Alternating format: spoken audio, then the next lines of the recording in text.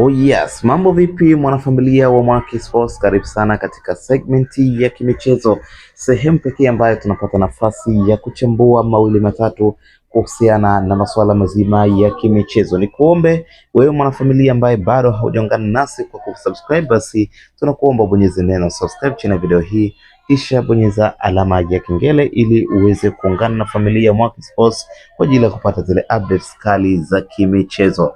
Yes, kama nilivyokuarifu kwamba ni wakati na wasaha uliowadia kuangazia tetesi mbalimbali za usajili katika timu kadhaa za ligi kuu Tanzania bara, na hapa tumekuandalia video kuhusiana na wachezaji watatu ambao tayari hao wamekuwa confirmed kujiunga na klabu ya soka ya Yanga. Kwa hiyo na kuomba familia ya Mwaki Sports uendelee kutega sikio na kutazama kile ambacho kinakwenda kutolewa hapa katika majina matatu ya wachezaji nguli kwelikweli ambao tayari asilimia mia wamesaini na mkataba na klabu ya soka ya Yanga kwa ajili ya msimu mpya wa 2026-2027 ligi kuu Tanzania bara ya NBC Premier League.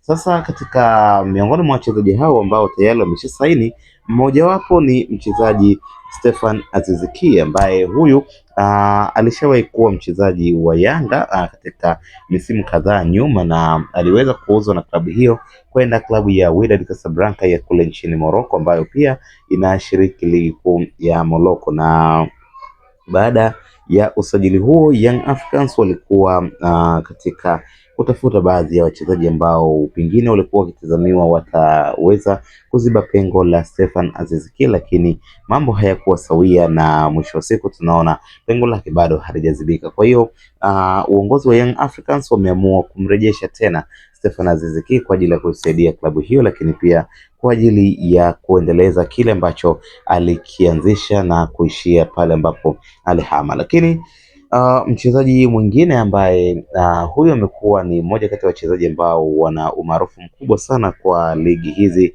za Afrika, ambaye alikuwa anacheza pale Al Ahly ya nchini Misri, ni mchezaji Percy Tau ambaye na yeye inasemekana tayari usajili wake umekamilika, inasubiriwa tu muda maalumu, muda ufike kuweza kutangazwa rasmi kama mchezaji wa klabu ya soka ya Yanga. Lakini tunaambiwa Percy Tau ni mmoja kati ya wachezaji ambao usajili wao haukusumbua sana kutokana na umaarufu na uwezo mkubwa ambao Engineer Hersi Said rais wa Yanga anao, lakini pia ile position ya kuwa chairman wa ACA imemsaidia pia kuweza kupata mchezaji huyu. Lakini mchezaji mwingine ni Mick Osset ambaye huyu nilishawahi kueleza hapa kwamba tayari amesajiliwa na klabu ya Yanga kitokea pale Saint Lupopo ya Jamhuri ya Kidemokrasia ya Kongo. Nafikiri kwa wanamichezo ambao wamekuwa wakifuatilia michezo Saint Lupopo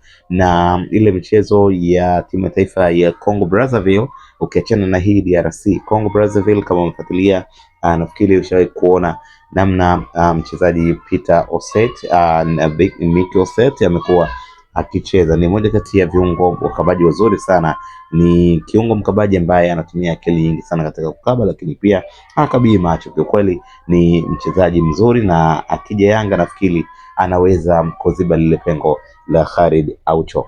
Hayo ndiyo ambayo nataka nikufahamishe na kukudadavulia msikilizaji na mfuatiliaji wa Mwaki Sports. Na umeona gani kuhusiana na sajili hizi ambazo zinaendelea? Tafadhali tuandikie kwenye comment section, usahau kubonyeza neno subscribe, kushare video zetu, lakini pia kulike na kucomment.